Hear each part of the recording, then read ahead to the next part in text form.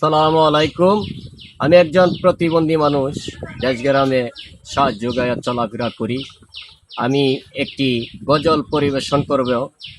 যদি গজলটি আপনাদের মাধ্যমে ভালো লাগে, অবশ্যই দেশ বিদেশে শেয়ার কমেন্ট করে দেখার জন্য সুযোগ করে দিবেন।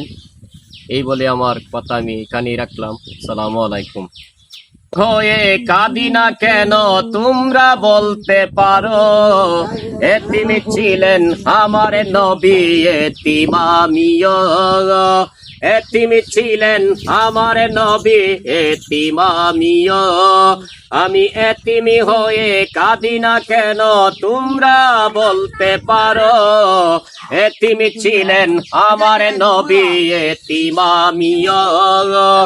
এতিম ছিলেন আমার নবী, এতিম আমিও। নেই বাবা মায় আমার, নেই যে বাড়ি ঘর, আমার মতো কপালে পুরা নেই তো বাবে আর। নেই বাবা মায় আমার, নেই যে বাড়ি ঘর, আমার মতো কপালে পুরা নেই তো বাবে আর। তবে মনে নিয়ে এ সান্ত্বনায় আমি কাটাই দিনার রায়াত। এতিম ছিলেন আমার নবী হযরত মুহাম্মদ। আমি এতিমি হয়ে কাঁদি না কেন তোমরা বলতে পারো, এতিম ছিলেন আমার নবী, এতিম আমিও। এতিম ছিলেন আমার নবী, এতিম আমিও। জীবনে চলার পথে আমার রই যে আপন পর, এই জীবনে হইল না রে আপন কেন পর।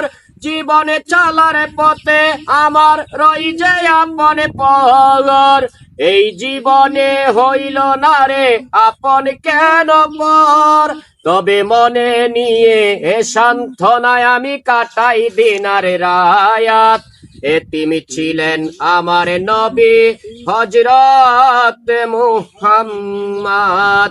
আমি এতিমি হয়ে কাঁদি না কেন তোমরা বলতে পারো, এতিম ছিলেন আমার নবী, এতিম আমিও।